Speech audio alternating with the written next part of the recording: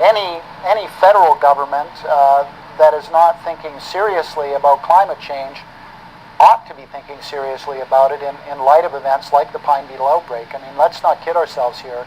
This outbreak is far from over. It's going to wipe out 80% or more of the leading tree species in British Columbia, but by the time it's done, and it has the potential to go right across the country, which would be an unprecedented event. It would never have happened before that forest scientists are aware of, and it would be linked to global warming. So governments need to be thinking very, very seriously about global warming and its implications, and ought to be putting into place policies right now that are going to start to address our CO2 emissions. So to the extent that the Harbour government appears to be no fan of Kyoto and rapidly sort of walking away from the idea that we ought to be having caps on CO2 emissions, I think that that's a really, really bad thing.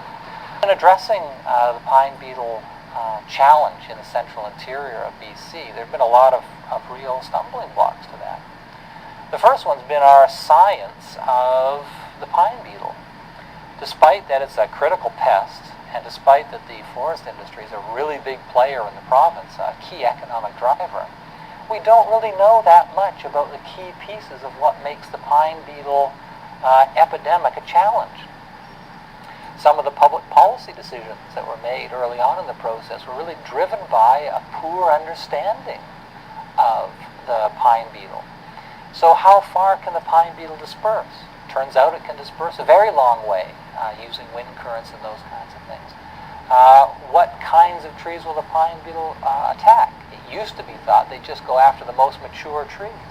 Well, when you've got trillions of pine beetles and a dwindling number of pine trees, and their choice is essentially go for a suboptimal tree or die, we're going to try the suboptimal trees.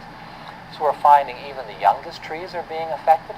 We're also finding collateral damage.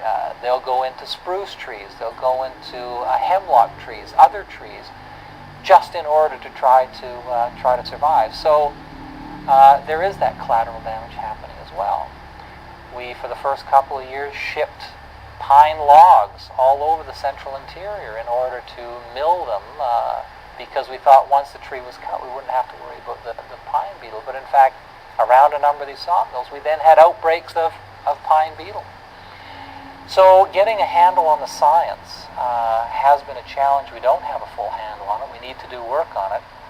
And my advice to the forest scientists is, well, let's get a handle not just on the pine beetle, but let's think about every other pest that's coming down the road through impacts of climate change. And we better know before they outbreak what their implications are, what their biologies are, what their demographics are in order to address it.